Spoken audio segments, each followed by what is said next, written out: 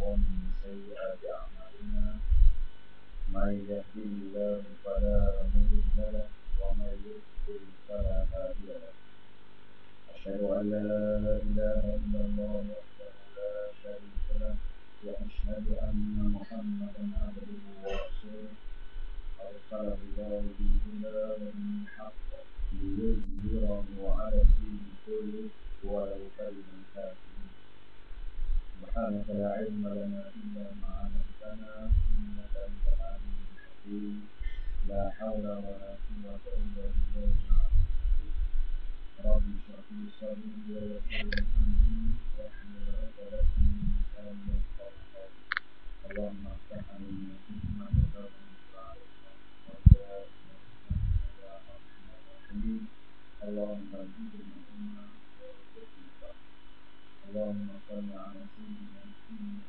الفاتح لما سبق والقاتل لما سبق ناصر الحق بالحق والهادي إلى صراطك المستقيم وعلى آله حق قدره ومقداره العظيم. Syukur alhamdulillah sekali lagi kita masih dikembalikan kita dan dapat sama-sama kita mengabdikan kepada Allah Subhanahu wa taala. Tuan-tuan dan puan-puan, kita menyambung muka surat 314.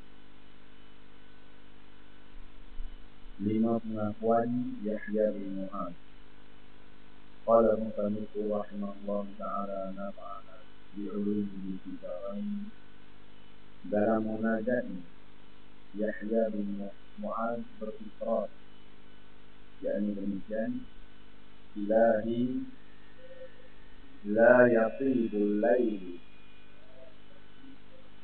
illa bimunajatika wa la yatibun naharu illa bita'atika wa la tatibud dunya illa bidzikrika wa la tatibul akhiratu illa bi'afwika wa la tatibul jannatu illa biru'yatika. Maksudnya, ya Tuhanku, bila la yatibul layl, malam tidak akan indah kecuali dengan bermunajat kepadamu, kata Yahya ini Mu'adz. Siang tidak akan indah kecuali dengan ketaatan kepadamu. Dunia ini tidak akan indah kecuali dengan berzikir kepadamu. Akhirat tidak akan indah kecuali dengan keampunanmu. Surga tidak akan indah kecuali dengan melihatmu. Ali bin Abi Thalib karamallahu wajhah juga pernah melantunkan bait syair berikut ini dalam munajatnya. Mohon maaf, bukankah engkau dengar, wahai Zat pemberi karunia, atas seruan doa daripada hamba lemah dan ditimpa musibah yang tenggelam dalam lautan sedih dan gelisah, terpenjara kesalahan dan dosa, itulah aku yang tiada hari kecuali memberi dengan rendah hati bersungguh-sungguh berdoa dan memohon. Kerana terasa sempit bumi ini bagiku, sementara penduduknya tidak tahu ubatku, aku sambut datangan. Wahai Zat yang Maha Agung, wahai harapanku, aku sesungguhnya amat berharap akan keampunanmu. Kini aku datang dengan tangis, rahmatilah tangisku itu. Aku menangis kerana malu betapa banyak dosaku kepadamu. Aku terjerat gundah gulana, engkaulah penghapus lara. Aku sakit, engkaulah menyembuhkannya. Harapan telah menegurku, dan aku pun memberi. Wahai Rabbku, jadikanlah nyata harapanku bagiku, mungkin azablah balasannya, namun aku berlindung dengan anugerahmu. Wahai Zat Tuhan harapanku, mohon agar Engkau beri aku maaf, sebabnya aku sedang dirundung musibah dan penyakit.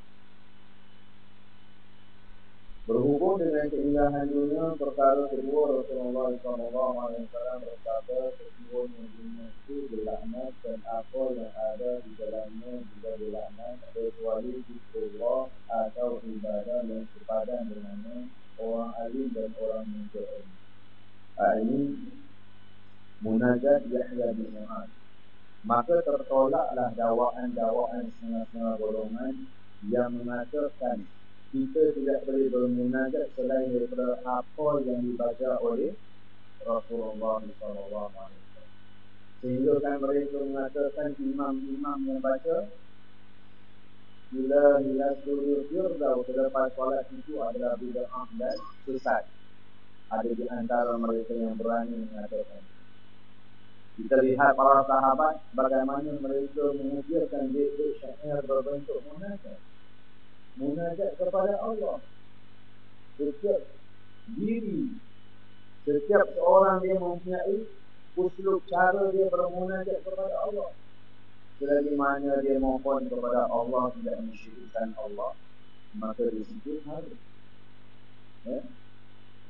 Jadi Yahya bin Mu'adz yang pertama kata malam yang tidak akan indah. Jika malam indah kalau dapat sedangkan. Tetapi sahabat tidak indah, malam tidak indah, melainkan munajat kepada Allah. Kita nak munajat kepada Allah kadang-kadang bangun dari mana? Pergi toilet. Lepas itu masuk balik tidur. Ini iman kita.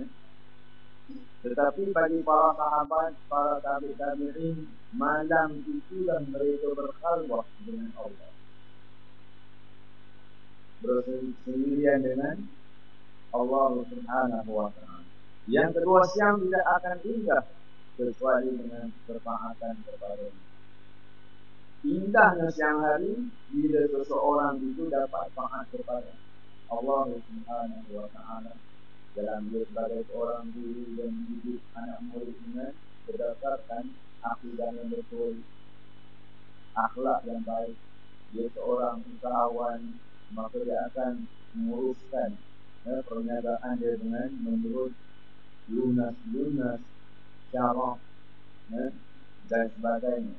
Pada seorang ketua negara, maka dia akan pastikan rakyatnya diberi keadilan yang serata, tidak menzalimi rakyatnya. Mana ketaatan itu? Ketaatan kepada Allah. Dan dunia ini tidak akan indah kecuali dengan berzikir kepada-Nya. Bila orang mukmin ini zikir, dia sentiasa batasi dengan zikir kita.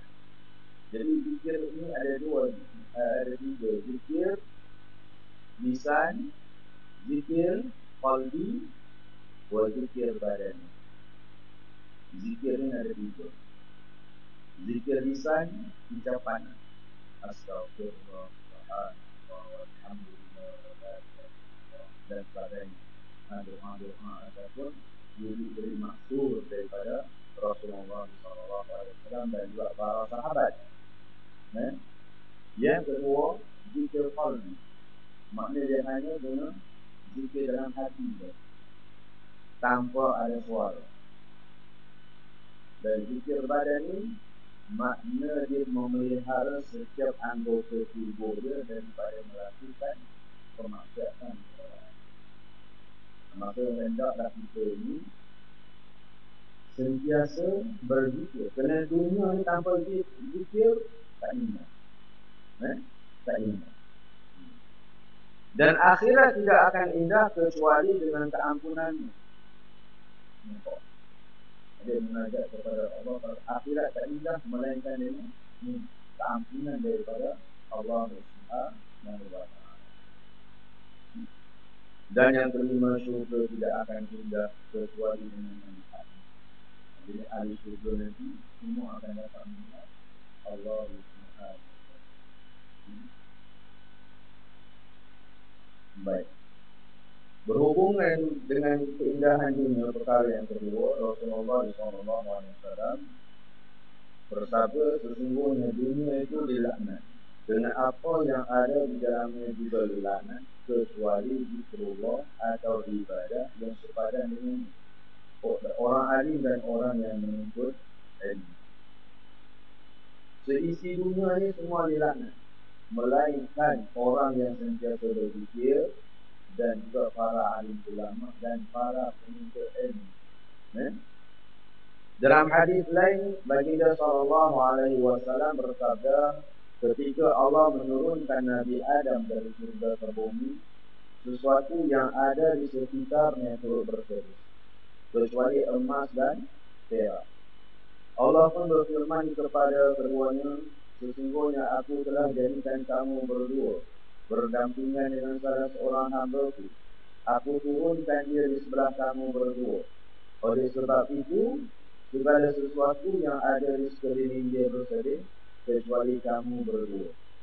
Kemudian emas dan perak berkata, wahai Tuhan dan pelindung kami, Engkau maha mengetahui bahawa Engkau telah menjadikan kami berdampingan dengannya semasa dia taat kepadamu, maka semasa dia berdosa kami tidak bersedih. Kemudian Allah Subhanahu wa taala berfirman pada keduanya, demi kemuliaan dan keagunganku, sesungguhnya aku akan memuliakan kamu berdua sehingga segala sesuatu tidak akan diperoleh kecuali dengan kamu berdua. Ini kisah tentang emas dan perak. Allah ciptakan untuk manusia. Jadi akhir zaman nampak penghujung hadis ini dia kata apa? Dia kata apa penghujung hadis ini? Demi kemuliaan dan keagunganku, aku akan memuliakan kamu berdua sehingga segala sesuatu tidak akan diperoleh kecuali dengan kamu berdua. Apa maksud ini?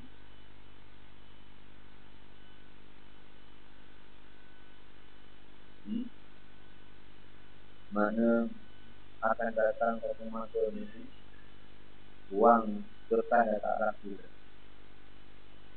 Mana manusia akan berusaha menggunakan emas dan perak. Jadi mudah-mudahan munajat para sahabat, para tabi'in ini dapat kita kutip dan melihat kepada maknanya.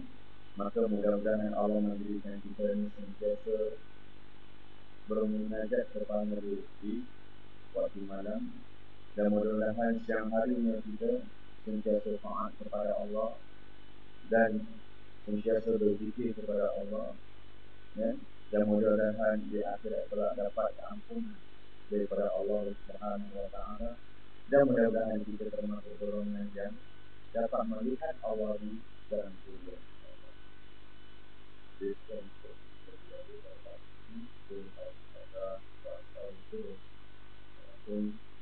Assalamualaikum warahmatullahi wabarakatuh.